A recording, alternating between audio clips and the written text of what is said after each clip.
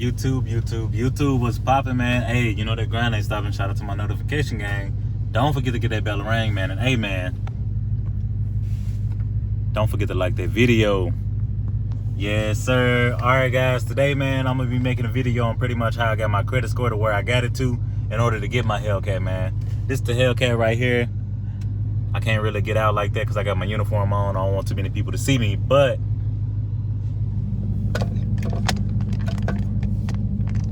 I came to make this video for everybody so everybody can like know where I started, know where I came from in order to get my Hellcat pretty much. Like I always had decent credit, but the way I did it, I always had like, let me turn the car out so y'all can hear me good. So yeah, man, I always had pretty good credit. The way I started, like when I was 18, as soon as I turned 18 pretty much, my mom's, she started me a line of credit pretty much at like JCPenney's. That's really all you need. You need something to establish credit to show your credit history. So all I did, like she started me up a card at JCPenney's. That's when it first started off. And then after that one, like I had probably like a $200-$300 limit because I was brand new. I was fresh out. I didn't have no credit. So all she did, started that one up, and then, all right, boom. She made herself an authorized user, and she would go ahead and, like, she would buy stuff and then pay it right off. Buy stuff, pay it right off. Buy stuff, pay it right off. So they looking at me like, oh, this guy's responsible. He's buying things and he has enough money to pay it off pretty much. So my like utilization, my credit utilization was very low. And that's how I always keep it. Like right now, I'm only at 4% on my credit cards. So all you want to do, you want to get any, like, it doesn't really matter the card, but you don't want to get a card with a super high interest rate. So make sure you get one that got a decent interest rate, and make sure you get one with a lot of benefits. Like you want to get one that has like times 2 points when you go out to eat, times 3 points when you get a hotel. They have plenty of like gas cards and stuff like that. Like you can buy gas on a credit card. Wait a minute, let this helo go by.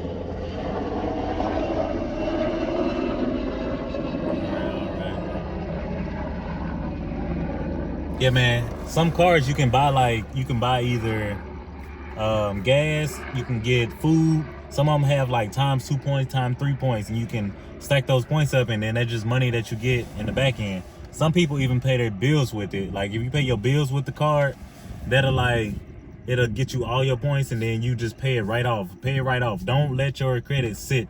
I know it might, like, and if you don't have the money in the bank, do not get anything.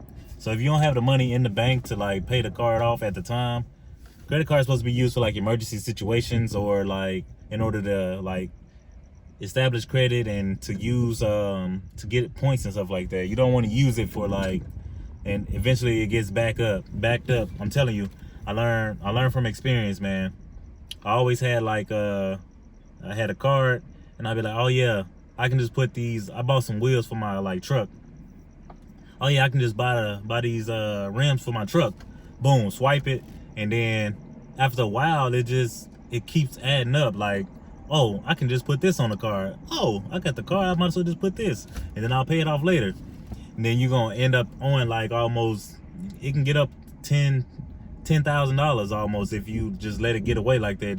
I have used my card up to that much, so learn from my mistakes.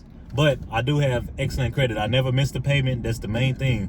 You never want to miss a payment, and you never want to cut a card off. Excuse me. If you got a card, you never want to cut it off. You always want to keep that historical credit. That's what's going to show that you have a good credit history, and also you have like a long credit report, and they can go back and see everything. Make sure you make your payments on time. Never close out a credit card if you don't have to. You can keep it at a zero balance, and if they talking about, oh, you haven't been using the card long enough, you haven't been using the card like frequent enough, just buy something, pay it right off. Don't let it sit, because you'll end up forgetting about it unless you got some type of app that can remind you to pay it off or something like that.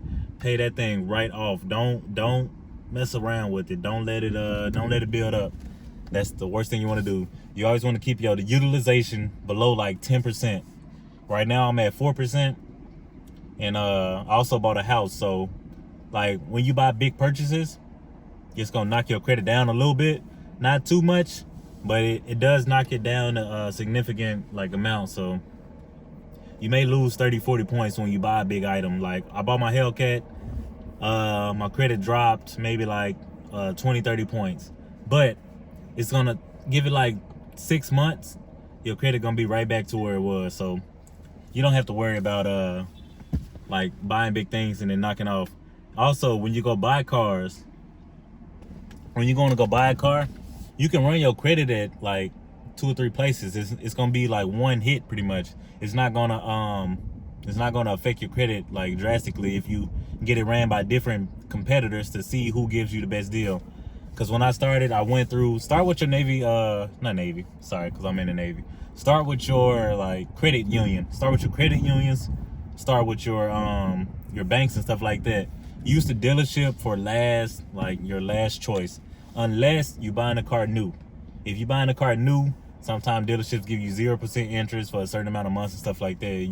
You can do it that way, so that will make sense. But if you buying a used car like I did, I went to my credit union to see what percentage they would give me. I went through like Wells Fargo to see what percentage they would give me. I went through a USAA bank. That's like a military bank that they have pretty good deals. They have a pretty high interest rate because it's for starters. So once you have your credit established and stuff like that, you usually like move to bigger and better, credit companies. So yeah, man, when you buying a car, it doesn't hurt to run it like multiple times.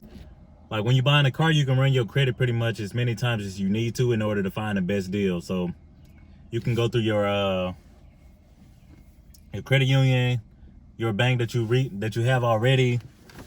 Like all of them are good choices. Like only reason I would go through a dealership, like I said, was if I'm buying a brand new car. If you're buying a brand new car, sometimes they have like deals that you can't like deny. So go ahead and see if you're trying to buy a brand new car, go ahead and go through and see if you can get the 0% interest or like the 1% interest or something like that. If you can get that, that's perfect. Highest I will pay for an interest rate, and this me because I got good credit. The highest I will pay is like, it's really in the 4s. Like right now, the credit, the interest rates are kind of high.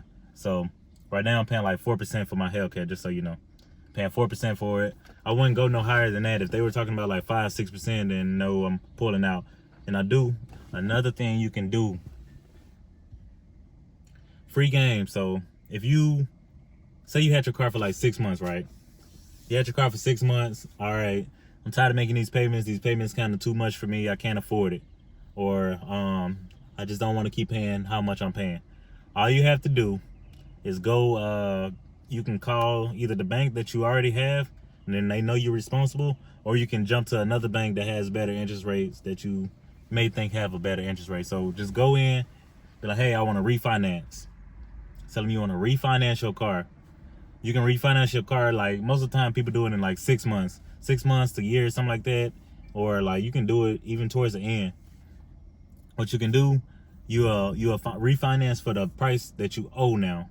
So now it's gonna be a lot lower, but they're gonna tack on months. So say if you bought a car for $40,000, you paid it off, you've been paying it off 6 months, and you paid it down to maybe like 32 or 33 or something like that. All right, now you're gonna finance for 33,000, but it'll still be for those amount of months that you had. So you can refinance for 33,000, but you're gonna either do it for 72 months, you're gonna do it for 60 months, or you can do it for how many months you were gonna have left if you didn't refinance. So that's a way to get your payments down and also to lower your interest rate, just so you know. But yeah, so that's what I wanted to come to y'all, tell y'all. If you got any questions, I can make a part 2 to this video. It's kind of like I'm a little I'm not all over the place, but I did jump around because a lot of ideas are flowing in my head. So if you have any questions, if anything that makes sense or you need clarification, you can either like hit me up on Instagram. I'm like, I always respond to my people. Or you can hit me on my Facebook, my Car Reviews by KJ on Facebook, Car Reviews by KJ on Instagram. If you're new to the channel, don't forget to hit that subscribe button, man. I'll be dropping more informational videos like this for everybody that's out there, because I know they didn't teach about credit in school. So I'm here to teach how I got my credit to where I got it to. I don't want to tell y'all like my actual credit score, but it's up there. It's like almost maxed out. So the highest you can go is an 850. Just so you know, you can go up to 850. Most people don't get up to 850. Once you make it to like 800 or something like that, people like, okay, this guy's good. Or 750 is like excellent. 750 and above, excellent. Like you can pretty much, you're untouchable. You can do whatever you want to do. Nobody pretty much gonna tell you no if you got a 750 or above credit score. So they may, even if they do tell you no, it's probably like your debt to ratio, your debt to income ratio may be high. So they might tell you no for that reason. That's really the only reason they'll tell you no.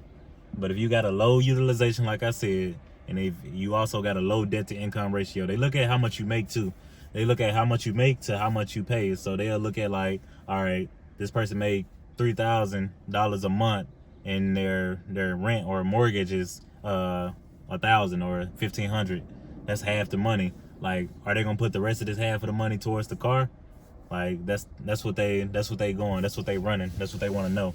So make sure your debt to income ratio is good, and also make sure like you not overpaying for anything that you already have.